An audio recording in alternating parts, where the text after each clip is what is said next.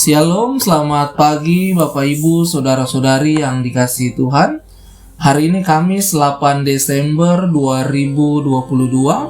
Saya bersama istri Bu Vera mengajak kita semua untuk mengikuti renungan harian yang dikeluarkan oleh Sinode Gereja Kristen Oikumene di Indonesia GKO dengan tema Saling Menerima menurut bacaan Roma 15 ayat 7. Mari kita berdoa. Kami bersyukur kepadamu ya Tuhan yang sudah memelihara hidup kami di sepanjang malam dan kembali menganugerahkan hari baru bagi kami. Mengawali hari ini, kami mau mendengarkan firman Tuhan yang kami percaya akan menjadi pedoman dalam hidup kami di sepanjang hari ini. Maka tuntunlah kami dengan kuasa Roh Kudus agar kami dapat mengerti dan memahami apa kehendak Tuhan bagi kami. Berfirmanlah kepada kami ya Tuhan, kami sedia mendengarkan sabdamu. Amin. Roma 15 ayat 7, demikian bunyinya. Sebab itu terimalah satu akan yang lain, sama seperti Kristus juga telah menerima kita untuk kemuliaan Allah. Melalui ayat firman Tuhan tersebut, kita dapat menggali beberapa pertanyaan. Pertama, mengapa kita harus saling menerima? Sebab Kristus telah lebih dahulu menerima kita. Karena itu, kita harus hidup saling menerima. Lalu, apa tujuan dari hidup saling menerima? Terciptanya kerukunan dan kedamaian dalam hidup bersama. Dan hal yang paling utama dari hidup saling menerima adalah untuk memuliakan Allah.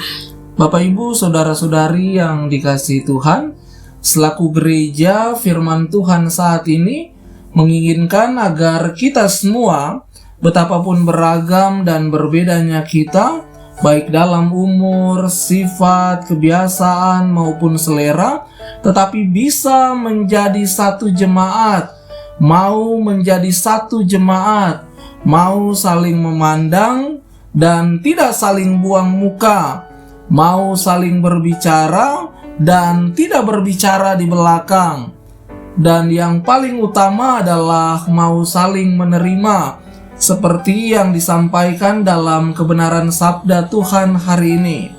Saya tidak tahu banyak tentang Anda, tetapi saya tahu Anda adalah saudara saya. Anda berbeda dari saya, tetapi Anda tetap saudara saya. Ini yang Tuhan mau. Kita mau atau tidak? Rasul Paulus berkata, terimalah satu akan yang lain. Gereja bukan gereja kalau tidak ada persekutuan. Tetapi persekutuan bukan persekutuan kalau tidak ada saling menerima. Jadi gereja bukan gereja kalau tidak ada saling menerima. Sekali lagi ini yang Tuhan mau. Kita mau atau tidak? Saudara, bagi sebuah gereja, saling menerima adalah syarat yang paling elementer. Di sebuah perusahaan, saling menerima itu baik, penting, tetapi bukan syarat yang utama. Yang penting adalah bagaimana perusahaan terus berjalan dan berkembang.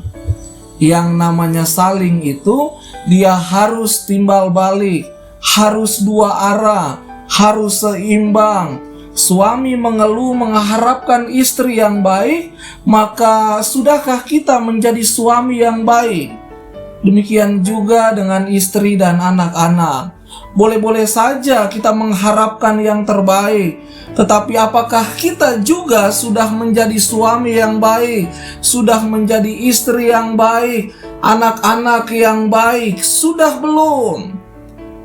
Anda mengharapkan pendeta yang baik, majelis yang baik, maka sudahkah kita menjadi jemaat yang baik, yang mau berperan serta dalam pelayanan dan kesaksian yang nyata bagi gereja ini? Sudahkah juga saya menjadi pendeta yang baik, yang mau melayani jemaat dengan penuh waktu dan tanpa membeda-bedakan? Nah, kalau begitu, apa dasarnya kita harus menerima orang lain, siapapun mereka? Dasarnya bukan hanya karena kita ingin diterima, melainkan karena kita sudah diterima, karena Tuhan sudah menerima kita. Rasul Paulus berkata, Yesus sudah mati untuk kita ketika kita masih berdosa. Mati bagi kita artinya Ia mengasihi kita, menerima kita ketika kita masih berdosa. Artinya ketika kita masih bagaikan sampah yang busuk, yang bau, yang mengganggu, tetapi Ia memeluk kita, Ia membelai kita, Ia mencintai kita, Dia menerima kita, Ia menyerahkan seluruh dirinya bagi kita. Padahal kita ini sebenarnya hanya sampah saja. Penerimaan Tuhan itulah yang memungkinkan kita untuk duduk bersama di dalam gereja dan juga mengingatkan kita supaya kita menjadi persekutuan yang saling menerima. Kalau Tuhan Yesus sudah meniadakan jarak dan menghancurkan tembok pemisah antara Allah dan manusia, maka sepatutnya manusia tidak menciptakan jarak di antara sesamanya.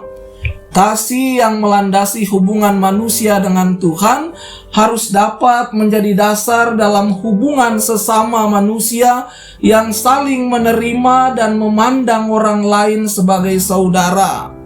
Mother Teresa dari Kalkuta pernah berkata, "Ya Tuhan, jangan biarkan orang yang berjumpa dengan saya di hari ini pergi dan berlalu tanpa menikmati kasih Allah lewat perjumpaan dengan saya. Nah, kiranya di sepanjang hari yang kita jalani ini dapat kita jalani dengan penuh syukur karena kita sudah menaburkan kasih pada orang-orang yang kita jumpai. Amin." Mari kita berdoa. Tuhan Yesus, terima kasih untuk kebenaran sabda-Mu di pagi ini.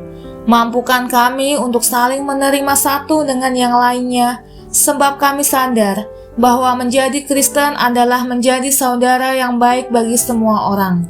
Dalam nama Tuhan Yesus, Sang Nafas Hidup, kami menyerahkan kehidupan di sepanjang hari ini. Amin. Selamat pagi, selamat menjalankan aktivitas. Tuhan Yesus menyertai kita semua.